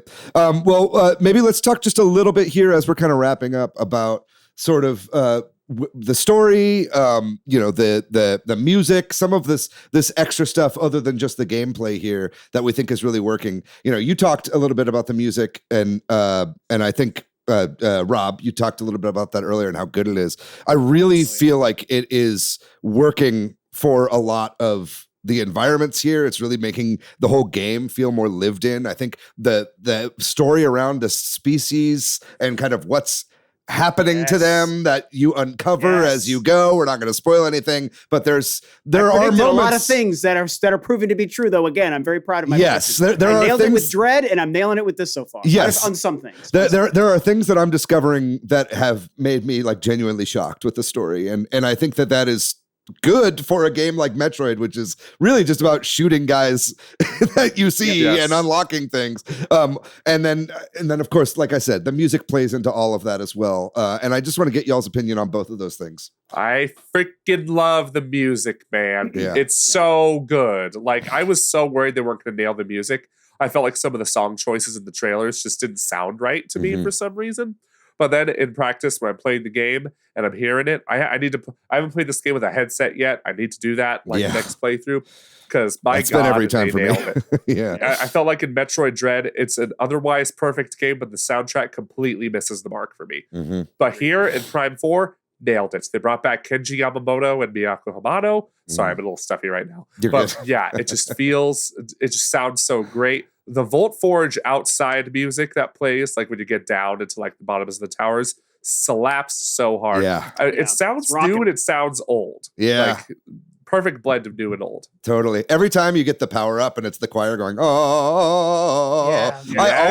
me, it sounds like you can't always get what you want. That like choir at the beginning of that song. Maybe turns out Mick Jagger was actually really behind the score. Absolutely. He's uncredited. Nintendo really needs to figure out their crediting problem. Jordan, what about you? I know you're a huge Metroid lore head. We did a whole episode a long time ago about Metroid lore. Like, what are your thoughts on the story? Is it working for you in this game? Yeah, it's working. I think the main thing I kind of have an issue with, but I'm kind of going to reserve until the end, is like this game does take place between Metroid 1 and 2. And so it's like, how does this all just happen in between those two games? And especially when you're introducing an entirely new like species in this universe that had a large mark, but somehow is not mentioned in 2 through 5 whatsoever, is kind of funny. But I'm trying to like overlook that, because I mean, like, who cares? It's a Nintendo game. I do like that they do just like, these games do have their own internal timelines that are very strict in a way that most Nintendo games are not. So I do appreciate that. And also just the design and the world architecture of these beings and everything is very, how do I put this? Georgia O'Keeffe is working for me. Very vaginal is the word you're looking for. Very yonic. Oh my God. My wife was watching me play this and she says, "Is this rated M?" And I'm like, "Why are you asking me that?" And she said, "Have you seen The Doors?" Because I'm a walk into the pussy. Yeah, come on. I'm a walking into the pussy. But hey, look, if you think about it, Metroid very famously took inspiration from Alien, which had H.R. Geiger doing all of its designs. Yes. Now Nintendo's like, all right, time for some genitals. We're ready. Yeah, no, Yes. I'm really enjoying the game and the story. I love it's once again Samus's job to culturally appropriate an entire alien species in order to be their savior, which is it's funny that I noticed that pattern with these games going forward. But man, I'm having a great time, and like I said, every little thing that I'm uncovering as I go has been just a pure delight, and I can't wait to see where the story goes personally. I'm a big fan of the Lemorn and everything that they're doing there when we talk about the lore. I have a lot of theories about where it's going to go with Sylux. I have a lot of theories about where it's going to go with Vuros. Joey knows all of these again because we've podcasted and we watch each other's videos. I haven't watched your review yet, Joey. As you know, I'm going to wait until I beat it, even though I know you don't spoil it. But I think that I love that within this what's a quadrilogy, within this quadrilogy of games, we're always dealing with a unique species to a location. I know it's the cultural appropriation joke you're making. Yeah. I was doing a bit. It was the Chozo who were not present at all in that game, but were hinted to be extinct, and they left the planet, and then you learn that they're not extinct later. It was the Luminoth and the Ing in Prime 2, and there are hints to the local species in the Prime 3 planets. I'm a big fan of, it's a little bit of a symmetry in the sense that what they did with the Luminoth is kind of what they're doing again with the Lemorn in Prime 4. But it's one of those things that to me, it's just my Metroid like comfort space. It's like, yeah, give me another one with all this great history and what happened to them. And I'm communicating with them and they're asking me to help save them or bring them back or, whatever that conceit is from the first time you start speaking with them. And you see their architecture, whatever their architecture looks like, you see it. So you get a sense of their history and scanning these lore logs, especially the ones in the Ice Belt, which I was just riveted by. I just was so glad to get so much more lore with what they were doing in that section of the game. I did not see that coming. And so I really hope that where they go with Sylux and with why everyone was transported to Vuros, even if some of my theories aren't correct, I don't care about that. But I do want to see where they go, and I want to see what it's going to mean for the future of wherever we see Samus in future games. Because, Jordan, I am totally with you on your points about, I think it's always been a Metroid Prime problem. And I use that word lightly because I don't really care. But it's a problem in the sense that the whole story of the Prime games does feel like so unreferenced in everything else around it, all of the 2D games. With the exception of 2 living Chozo in Dread, which was amazing and just one of the best parts of that game. And I think the way where we're going to go after that is also extremely exciting. And I'd love to see more blending of the Prime lore into the 2D lore post Dread. I think it's kind of time for like a Metroid show or like a TV show or a movie. I think it's like they keep adding little bits of stuff on every single game, and I think it's a really good opportunity to like unify the timeline. I also think like making Metroid a multimedia franchise is going to sell the games better as well. For sure. And I think it's clearly Nintendo. This is the beginning of the Switch 2's life cycle here. They're throwing this game out like right at the very beginning. They're whether or not, and this is also, I can confirm that this is the most expensive Nintendo game that they have ever made, right? So this is like in the history of the company. This was. Can I ask? Yeah. Does that include, can you share this? Does that include everything that went into the first version of the game? I would imagine so, but I think either way, I know with an 8-year development cycle, even if it is just the 6-year development cycle at Retro, with all the hiring that they did, everything that they did, because you remember they were hiring up until like 2 years ago working on this fucking thing, So this is an expensive game that they put together. I think that Nintendo is really putting their foot forward with, their investment in the Metroid franchise. I think this is a great time to kind of push it into other media landscapes, but that's just my opinion when it comes to the story. Yeah. Would they count the amiibo sales as their profit? I hope so, because I bought all 3 of them, even though I don't care about amiibos. But they're right here. I've got here. You have to. You're the Metroid guy. You have to buy the fucking amiibos. Yeah. Well, anyway, we're gonna start wrapping it up here. I know you got an out here, Rob. I do just want to give everybody a quick chance to say one last thing before we end. Joey, is there anything you want to say to close this out? Buy Metroid Prime 4 Beyond. if you haven't already. Yeah, I mean, it's a really good game. I would definitely recommend it to anybody, new fan or old. I think it's a great way for people that have not been Metroid Prime heads, by the way, to get into the franchise, truly. Because 100%. That first game is hard for people that are not fans already, of Metroidvanias. I think it's difficult for people to get into. I think this is a lot better of an entry point from a gameplay perspective for people to get into. But Jordan, do you have any kind of final thoughts before we wrap this up?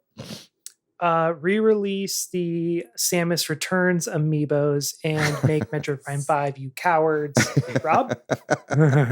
Man, I love both of those points. Yeah. I also have those darn Samus Returns amiibos. I got suckered into those. They're so squishy. They're so squishy. They're so squishy. I love the squishy Metroid. I'll echo what Joey said. I mean, definitely buy this game, which even builds on what you're saying.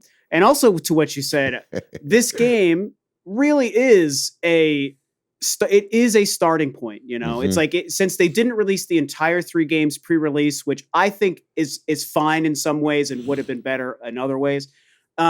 This is a great starting point. Yeah. To jump in, you're going to get the most advanced. It's got all these things that a new player needs, and it is a new story. Mm-hmm. The trilogy wrapped up Phazon and Dark Samus, man. So barring a crazy Dark Samus Easter egg at the end of this game, I doubt like it. Post credits or there whatever. Is none. Okay. That's your one spoiler for me. There's no Dark Samus. Okay, damn it! I actually kind of wanted that, even though it would make no sense. You just ruined. It is Rob's a new night. story. What are you doing? So sorry. It's a new story, so I hope people enjoy it. And I'm just thrilled to be able to be playing this game and talking about this game. I'm glad that you guys had me on. It's kind of practice for when I finally make my own video about it. Yeah, absolutely. So, Well, take your time. Take your time. Get it all done. That's something that I love about Arlo is that he really takes his time with reviews. He is not rushing to get anything out. I really respect that about him. It's the way to do it. I actually had to make a video on my channel. Yeah. That I called out my plan for Metroid Prime 4 about. Like, I saw that. Yeah. And the purpose of that is. It was to let my fans and viewers know I'm not a huge channel, but I have enough people who watch, and my Metroid content gets a lot of attention, which I'm proud of. But I had a couple people, not many, but a few, when Metroid Dread came out, like 2 days after it came out, I hadn't made a video yet. Right. After all the coverage I've been doing of Prime 4 and Dread, because I was playing the game and people were like, where are you? The game comes out and you disappear. And I'm like, I'm fucking playing the game. So I made a video to let people know, look, I appreciate you guys will want to hear my thoughts. Here's my plan. I will not rush to make a video until I'm done with it and good and ready. Mm-hmm. Please be patient. And people were very receptive to it. So yeah, that's great to hear. Yeah, no, I'm going to echo both of you guys. I think this is a fabulous game. I'm having a ton of fun with it. I'm definitely on the higher end of the spectrum. I think a lot of the things that people have been having trouble with are just not problems for me. And I'm easily able to overlook some of the flaws of this game as for what they are, which I think are essential things in order to get this in front of more people. So I definitely say check it out, especially if you've been on the fence with the series up to this point. But I think with all that out of the way, what do you think, ladies and gentlemen? If you are listening right now, please drop a comment in the comment section below. We'd love to hear your thoughts on the game. Are you still excited for it? Are you over the discourse? Please let us know. And before we move on to the last section, because we are going to be losing you, Rob, is there anything you want to plug? You want to let the people know where they can find you? Yeah, sure. Just my YouTube channel, which is Rule of 2 Review, Rule of the number 2 Review. And I do use Blue Sky and Twitter quite a bit as well. So you can find me under those names there. And I talk a lot about Metroid and Nintendo and movies. Exactly. Yeah. If you're looking for more Metroid content, doesn't get much better. Make sure you give Rob a follow. But I think with all of that out of the way, we're going to take a short break. And when we come back, we're going to talk about the games we've been playing recently.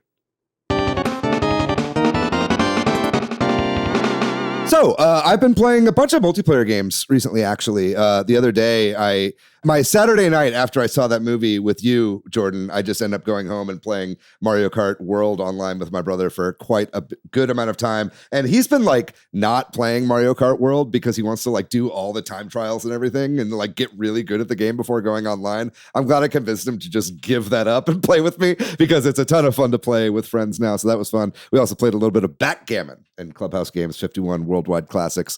Good shit. As I talked about before, I did play the Tetris 99 $1.99 Maximus Cup, which was the Kirby Air Riders theme. So I unlocked that. But the main thing I want to talk about here is a game that I've actually had for a couple weeks in pre-release, but the embargo just lifted on this game called Angeline Era. And man, I love this game. This is a game I played a Steam Next Fest demo of a while ago, and I just fell in love with the gameplay immediately, and just like the style and the music and everything. But it is a bump slash game, is what they call it. It's kind of like a top-down Zelda-style exploration game where you find these levels in the overworld, and as you enter them, the way that you attack enemies is just by running into them. So you just there's no attack button or anything like that. You just bump into them to attack. But then also it's kind of bullet hell a little bit, where things are coming at you from all angles and you have to avoid their attacks while also touching them in order to use your sword. There's also a gun as well, but that's kind of like very much a secondary weapon. And just the story and the weirdness that they're like bringing to the world, mixed with this kind of like PS1 era, like overworld style graphics with this really unique gameplay. It's just unlike any game I've ever played before. I would really, really recommend it. It's launched on Steam right now. I don't know that they have plans for a Nintendo Switch release at this time, but it's got a launch discount as it has just come out. And man, I am just over the moon with this game. I'm really enjoying it. I've had to tear myself away from it in order to play Metroid Prime 4. But it's like this past 2 weeks between Metroid Prime 4 and Angeline Era, man, it's just been like great game after great game, and I've been really enjoying it. I'm looking it up right now. Yeah, absolutely. I really recommend it. It's by the same people that made Anodyne and Anodyne 2. Have you ever played those games? Okay. Yeah. I've never heard of those. Yeah, those are really awesome games. Anodyne is very much kind of like a Game Boy Link's Awakening style game. Oh, okay. And then Anodyne 2 does the same thing, but then also has these like 3D sections. And so this is kind of like a little bit of a blend. It's a lot more challenging than Anodyne, a lot less puzzle centric. But there are puzzles in this game, and there's a huge mystery to uncover with the story. And it's like an RPG in the way that it explains itself and tells its story, but also it doesn't have that RPG grind that makes me put down JRPGs so often. It's, the level to level gameplay is so snappy that it's really keeping me invested in it. So anyway, I really recommend this. There's a lot of great games coming out this month. There's a demo out for it too. Yeah, there's a demo. Absolutely. Try it out. The demo is what won me over. So I definitely think that's worth checking out. But anyway, that's what I've been playing. Shout outs to Angelina Era. Pick that one up. Jordan, what about you? What have you been playing?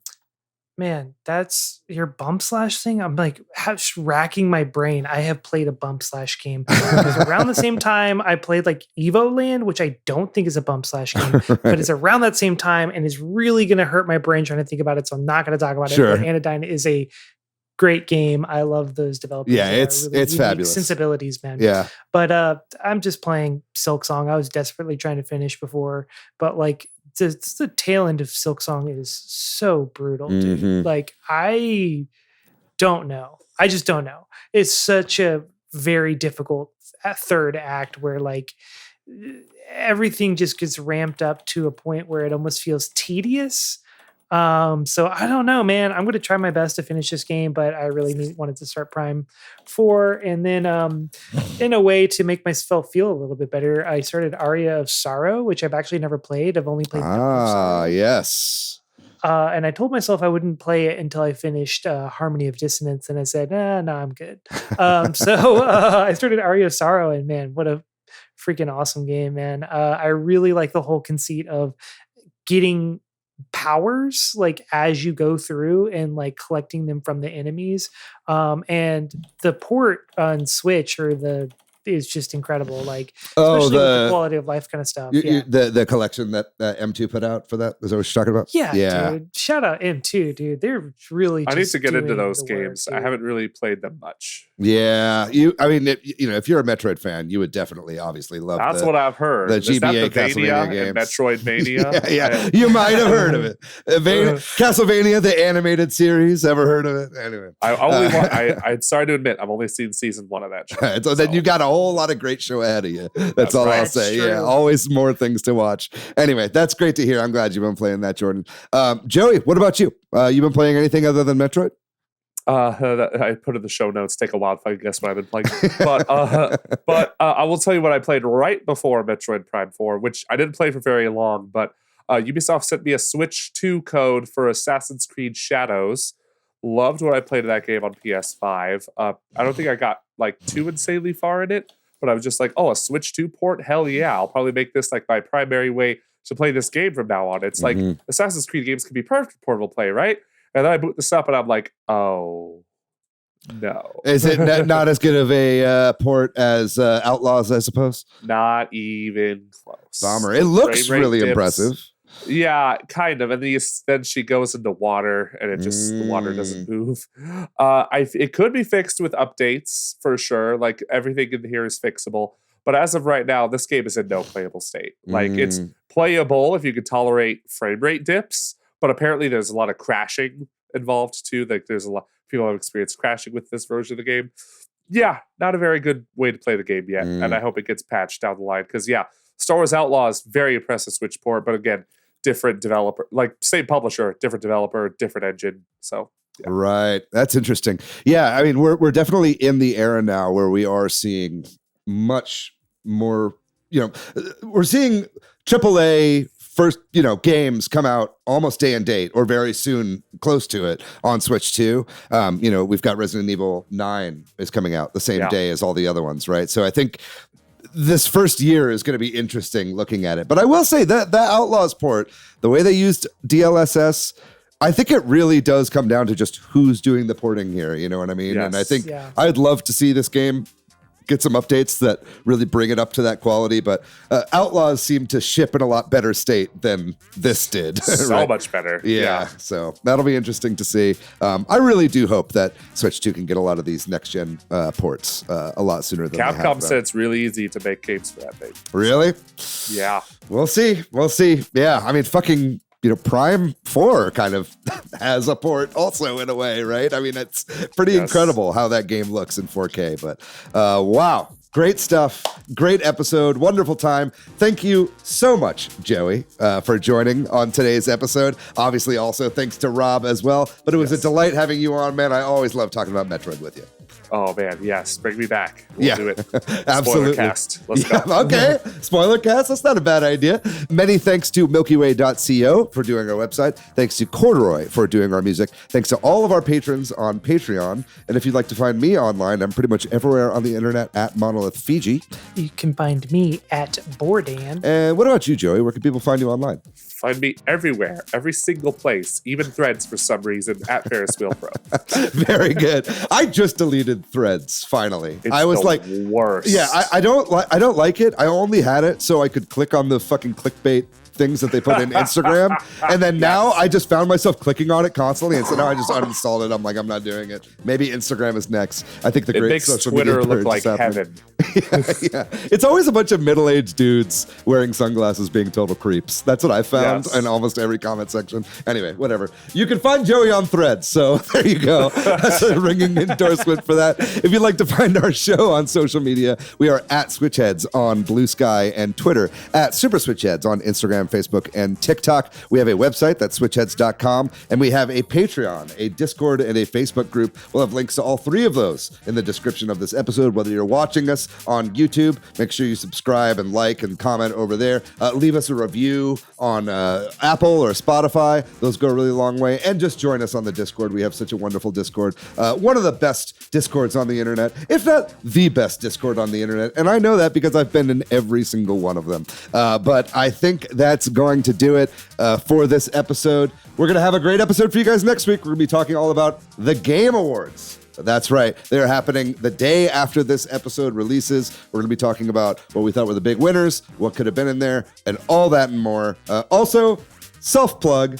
Check out Tomb Raider Season 2 when it drops on December 11th. We put a lot of work into that show. This is the final season of the show, so we could really use your support over there on Netflix, owned by Ted Sarandos, who we have really given his flowers this week. Other than that, guys, you know the drill. Be safe out there. Be kind to yourself. Be kind to one another. Buy Metroid Prime 4. Buy 100 copies for all your friends so we can get more Metroid games in the future. Fuck Ice, Free Palestine. We love you very much. We'll see you next week. Bye-bye.